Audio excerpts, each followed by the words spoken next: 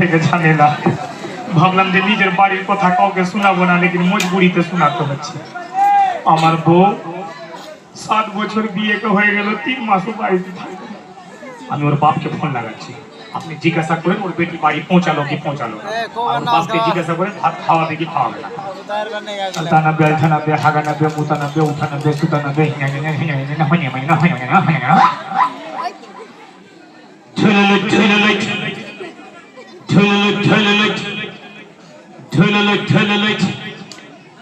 Hello, আসসালামু আলাইকুম। আপনি কে বলছেন? বাসন্তীর পাপা?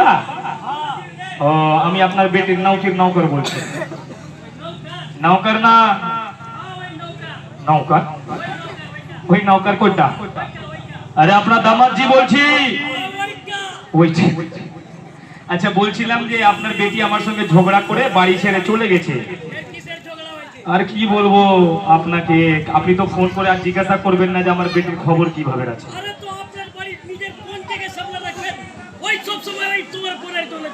আবার আমার বোনকে দিয়ে আপনিও টানছেন। তো আমার বাড়িতে একটা কুমারী বোন আছে, তো একটু তো হালচাল হবেই। তো তার মানে কি তোমার বেটি বাড়ি ছেড়ে চলে যাবে? ও শালা ঘুষ খাওয়া আছে। আরে আমি অতটা কথা বলবো না। আপনি কি আপনার বেটি কি বাড়ি পৌঁছেছে? কি করবে? আচ্ছা ধরেন মেম্বারের সঙ্গে কথা বলি।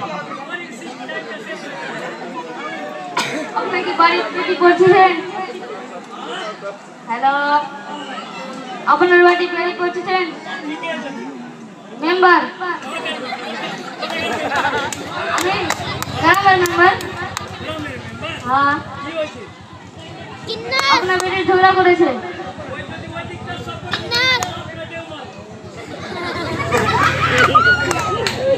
আপনি কেন আমাকে মারবেন?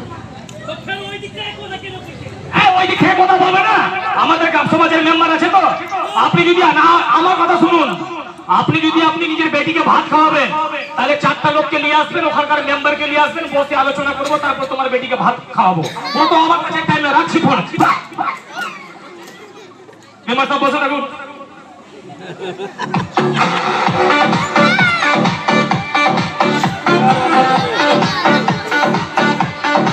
মেম্বার সাহেব এদিকে আসেন। আমার বাড়িতে একটা ঝামেলা শেষ হয়ে গেছে। বাড়িতে যদি ছাড়তে কিনা কোনো কিছুর সুখ নাই। পেশাব করতে যেতে ওকে জিজ্ঞাসা করে যেতে হচ্ছে। একটা যদি মেলা বসে তো 5 মিনিটের সময় দিবে, গিয়ে 5 মিনিট যাবা 10 মিনিট চলে আসবে।